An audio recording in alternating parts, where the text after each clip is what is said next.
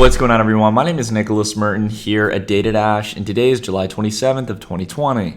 Well, folks, I hope you are having a fantastic day wherever you are, and in today's video, we're going to be focusing in on doing a quick update to talk about the continued rally in Bitcoin here, as we've clearly by now, over the last few days, broken past the historic line of resistance that's been weighing down Bitcoin's price since back in December of 2017. It's been a very long time coming, guys, but if you're here now, you're in the lead against others and paying attention to the next cycle that we're stepping into. So we're going to be diving into this and more right after our quick sponsor. Our sponsor for today's episode is Bitpanda Pro. Bitpanda Pro is the secure European exchange for crypto to fiat markets. Bitpanda has been offering secure, straightforward, and easy access to the cryptocurrency market in Europe for over 5 years and wants to offer the same service to more experienced traders, users using trading bots, and other advanced clients like cryptocurrency businesses and institutional investors. With the steady addition of more and more crypto to fiat trading pairs, Bitpanda Pro has made itself a convenient, secure, and trustworthy exchange to onboard or cash out easily. Check out the link down below in the description to learn more. Alrighty, everyone, so let's go ahead and just cut to the chase here and dive into what's relevant here. Taking a look across the board in the market here, there are very few exceptions here that are actually up in the green. The vast majority of cryptocurrencies are actually in the red right now, as we've seen a massive liquidity shift over the last 2 days, over the last 48 hours, into Bitcoin over altcoins after having phenomenal rallies across the board. And again, there's still a few exceptions. Elrond doing pretty well here, as well as plays, some of the larger cap plays like Ethereum holding up here above Bitcoin even slightly. So this is really good to see here that we're seeing some of the large caps like Ethereum perform quite well. But I want to go ahead and dive straight into price here, because we've been really kicking off since back here towards the later tune of July. We've been able to go from around $9,100 up over $1,000 to $10,284. And just a couple moments ago, we were pressing up towards the relative highs here around 10,300. So it's really nice to see this. I mean, if you're looking at the daily, this already is kind of proven right here that we've likely broken past resistance more than we ever have. But outside of that, if we take a look at the weekly, it becomes even more clear here, right? We can turn off our drawings and just see here that, again, we've started to formulate a breakout here after months of consolidating alongside that resistance. Take it compared to the last 2 times we tested this line of resistance, right? We had our first top here, which formulated the general line of resistance with the previous high, right? We tested it a few times, but shortly afterwards started to fade down after about a month or so. And then second off was over here in February when we got the breakup towards this line of resistance at around 10,400 and quickly started to reverse it. So very different kind of price action compared to what we're used to. We actually held up here sideways for a multitude of months. People were very bored of Bitcoin. But for me, as much as I didn't like the lack of liquidity, this is tended to be what you find within consolidation. And now we're starting to see a breakout here, similar to the pattern we've been looking for. We might come down here, make that line of resistance support before we really take off. Either way, I would not be betting against Bitcoin right now. We could very well be going into setting a relative short-term high here around 12,000, something of that sort.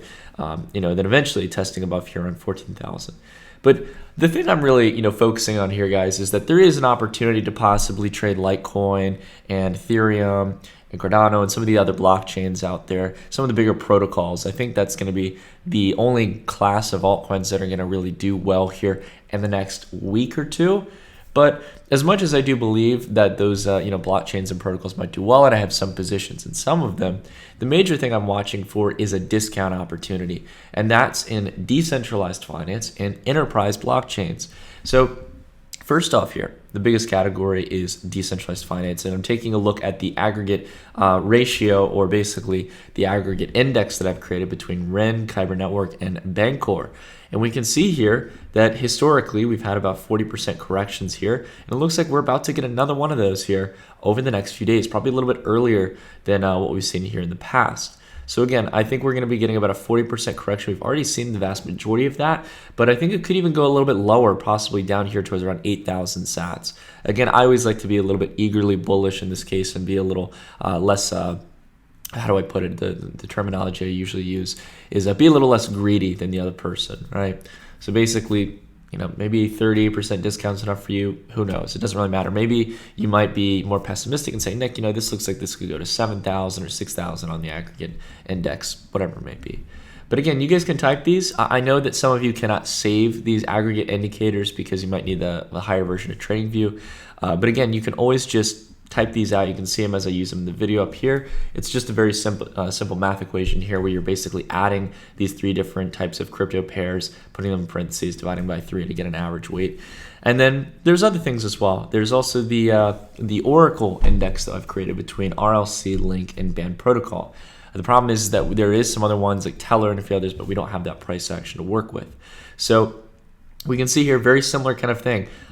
A higher 30% to 40% range here for pullbacks. And I really think we're going to get a full swing 40% or possibly even 50% for those who might be a little bit more bearish in the Oracle solutions. But I think honestly 40% is much more moderate, because if we were to come down here, we'd still maintain a lot of the gains, but again, shredding off a good amount as well. This is what we see typical within cryptocurrencies. It's very, very common. But very nice, again, general trend here. If you're just looking at Chainlink, or you're just looking at RLC, or you're just looking at Band Protocol, you might not see this trend as clearly. And it's almost a near absolute reversal on what we saw here for the gains over the last few weeks. So again, keep an eye on these. RLC, Link, Band, divided by 3. There's your index right there. Something that, again, I would love to see on platforms like, like CoinMarketCap or on TradingView built in, but we just don't have that information to work with. So we got to get a little bit creative and make it ourselves. All in all, though, these are the 2 areas I'm looking for. These are the kind of plays I'm watching in this index. I'm watching for which of these plays is still looking good after, a general 40% pullback in the market, which ones are showing strength. And if you want to talk about fundamentals here, fundamentals are looking great on DEXs. Now, on the Oracle side, I think we still have to see some development. We're obviously seeing a lot of partnerships and people actually, taking it to a serious degree of integrating it into their systems. But again, that's a broader question of whether or not the broader enterprise blockchain solutions are actually being utilized. In this case, we can see DEX volume has been picking up massively since March, going well beyond the previous high we had back here in March of 2020. So again, as we're in a relatively low volume market, and we're seeing DEX volume pick up at an accelerating rate, I'm really interested to see what's going to happen here over the next few weeks. And I'd love to hear from you guys down below in the comments. What are you watching for right now? What excites you in DeFi? What excites you in enterprise blockchain? Definitely love to get a conversation going with you guys down below. But that all being realized, that's it for today's video, guys. Relatively short, simple, to the point. Again, takeaways.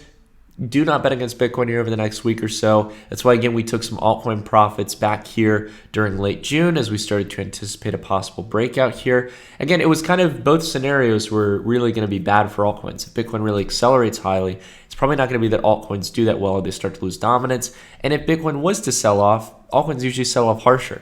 So again, it was really a good time to be long on altcoins when we were stagnant, when liquidity was wanting to start circulating into a lot of exciting projects. But I think we're still on the long-term altcoin cycle. It's just going to be a little while until we get there. We need these pullbacks to come through on some of these indices. Apologies.